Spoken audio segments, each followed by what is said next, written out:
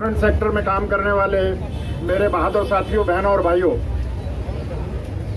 आपको मालूम है कि हम पिछले कई साल से लगातार सरकार की मजदूर विरोधी नीतियों के खिलाफ देश के अंदर अपनी आवाज़ को बुलंद करने का काम कर रहे हैं। जैसा आपको मालूम है कि देश और दुनिया में सारे पूंजीपति चुनी हुई सरकारों के साथ में हैं और सारी जनता के द्वारा चुनी हुई सरकार पूंजीपतियों के लिए कानून बना रही है, पूंजीपतियों के कर्जे माफ कर रही है और मजदूर को उसको जिंदा रहने का दिहाड़ी भी नहीं दे रही है कि वो जिंदा रह पाए, अपने बच्चों का पालन पोषण कर पाए, उनको पढ़ाए, अपने बच्चों की शादी करे, रहने के लिए मकान बनाए।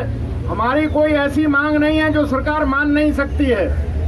अगर वो 8 लाख करोड़ रुपया पूंजीपतियों का कर्जा माफ कर सकती है तो हमारा तो इतना बड़ा कोई मांग ही नहीं है। हमारे 10 मजदूर संगठन जो आपके बीच में है, अभी देश के दूसरे भी जो हमारे से एक आधा संगठन छूटा हुआ था वो भी इस ज्वाइंट यूनिटी में आ रहा है, क्योंकि वो देख रहा है सरकार जो है पूरी तरीके से पूंजीपतियों के झोली में बैठी है। हमने अपना 12 सूत्री मांग पत्र बना रखा है। हमारा 12 सूत्री मांग पत्र कि देश की चुनी हुई हमारे हाथों द्वारा, हमारे वोट के द्वारा सरकार अपने वायदों को पूरा करे, देश की महंगाई को जो आसमान छू रही है उसको धरती पर लाए, पूंजीपति जो स्टॉक होल्डर हैं, ब्लैक मार्केटर हैं, उनके ऊपर कब्जा करें, उनको जेल भेजे और जो एसेंशियल चीजें हैं जो आम नागरिक के जिंदा रहने के लिए हैं उनको यहाँ पर देश की जनता के साथ जो वायदे किए हैं उनको पूरा करो। हम कोई ऐसी मांग नहीं मान रहे जो पावर में सरकार है उसके मैनिफेस्टो में नहीं है। सरकार ने कहा था कि अगर हम पावर में आएंगे 100 दिन में महंगाई को नीचे लाएंगे। आज 6 साल हो गए सरकार को, महंगाई आप देख सकते हैं वो 100 गुना बढ़ गई। पेट्रोल डीजल का भाव पहले कहते थे वो हमारे कंट्रोल में नहीं है, वो विदेश से आता है और इसलिए उसका रेट हम कंट्रोल नहीं कर सकते हैं। आज दुनिया के अंदर पेट्रोल और डीजल का बैरल का रेट जो है वो पहले से आज तक का रिकॉर्ड नीचे है, परंतु हमारे देश में 80 रुपए पेट्रोल और पेट्रोल से महंगा डीजल हो गया।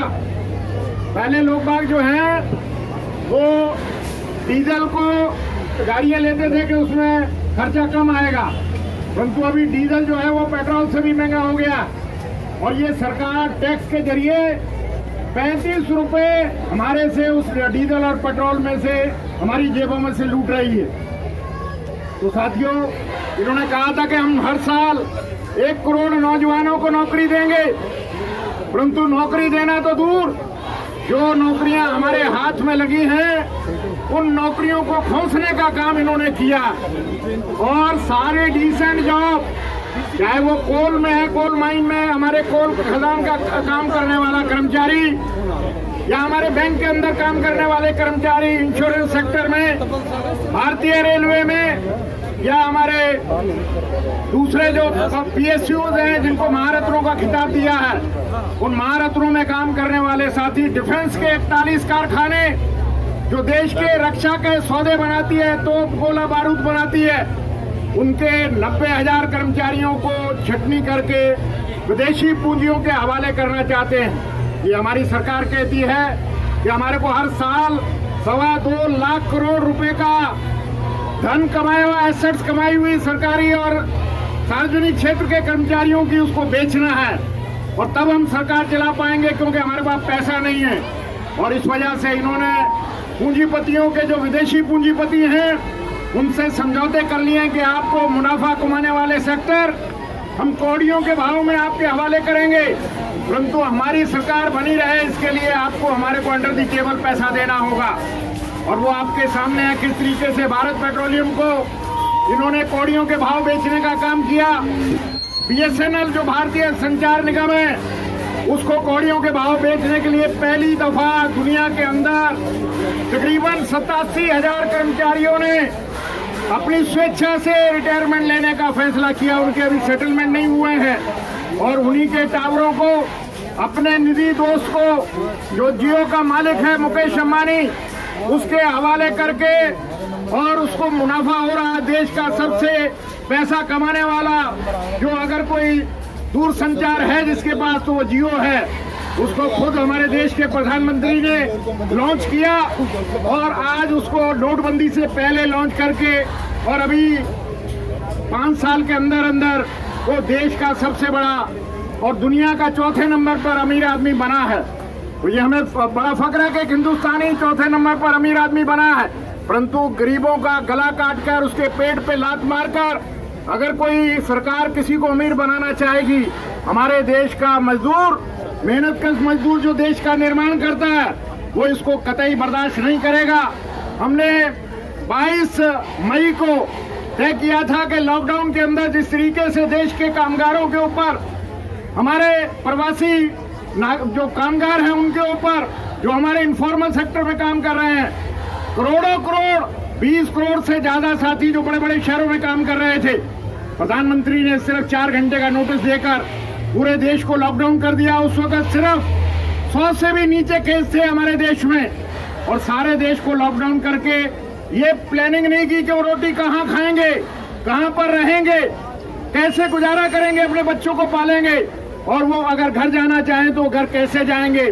आनन फानन में पूंजीपतियों को पैकेज अनाउंस करके और पूरे देश को लॉकडाउन कर दिया। हमारे दिल्ली शहर में भी करोड़ों वर्कर भूखा मरने लगा तो सड़कों पे आ गया। उसने कहा भूख मरने से अच्छा गोली खाकर मरेंगे। उनको पुलिस ने बुरी तरह से जिस तरीके से उनको जैसे क्रिमिनल को कुछ नहीं कहते हैं ये, परंतु हमारे मजदूर को जो एक मेहनत करके रोटी खाता है उसको लाठियों से किस तरीके से तोड़ा है, किस तरीके से उनके पैरों में छाले पड़े घर जाने में, कैसे हमारी बहन महिलाओं ने सड़क के ऊपर अपने बच्चों को जन्म दिया। ये आजाद देश के अंदर ये चुनी हुई हमारे द्वारा सरकार के लिए शर्म की बात है। और ये बात करते हैं पूंजीपतियों की कि उनको नुकसान हो रहा है, इसलिए हमने 20 लाख करोड़ रुपए का पैकेज दिया है। उस 20 लाख करोड़ रुपए के पैकेज में उनके पुराने कर्जे उनको कहा कि जो आप डिफॉल्टर हो रहे हो वो कर्जा लेकर दोबारा क्लियर करो, नया काम शुरू करो। परंतु आपको जानकर दुख होगा कि हमारे देश में जितना भी मजदूर प्रधानमंत्री ने ऐलान किया था, कोई भी मालिक किसी मजदूर को लॉकडाउन में नौकरी से नहीं निकालेगा, उसको अपने रोल पर रखेगा, उसको महीने का तनख्वाह देगा, पगार देगा, उसके रहने की व्यवस्था करेगा, उसके खाने की व्यवस्था करेगा। परंतु हमारे को देखकर कितना कष्ट हुआ कि प्रधानमंत्री की अपील को भी पूंजीपतियों ने ठुकरा दिया। जो होम मिनिस्टर का ऑर्डर था उसको रद्दी की टोकरी में डाल दिया। किसी भी मालिक ने इस मुसीबत की घड़ी में किसी एक भी वर्कर को खाना खिलाने का और ठहराने की व्यवस्था नहीं की। हमारे सभी मजदूर संगठनों ने अपनी क्षमता के अनुसार उन मजदूर भाइयों को जिंदा रखने के लिए जो भी हम कर सकते थे हमने किया। परंतु दोस्तों, ये सरकार जो है पूंजीपतियों की गोदी में बैठी है। और अभी कोल माइन जो प्रधानमंत्री ने अपना प्रेस इश्यू बनाया है कि 400 ब्लॉकों को बेचेंगे, 50,000 करोड़ रुपया पब्लिक का वहां पर इन्वेस्ट करके इंफ्रास्ट्रक्चर क्रिएट करके उनको काम का माहौल पैदा करेंगे। और प्रधानमंत्री ने खुद बोली का शुभारंभ किया, परंतु अभी तक उसमें कोई भी बिडर आ नहीं रहा था।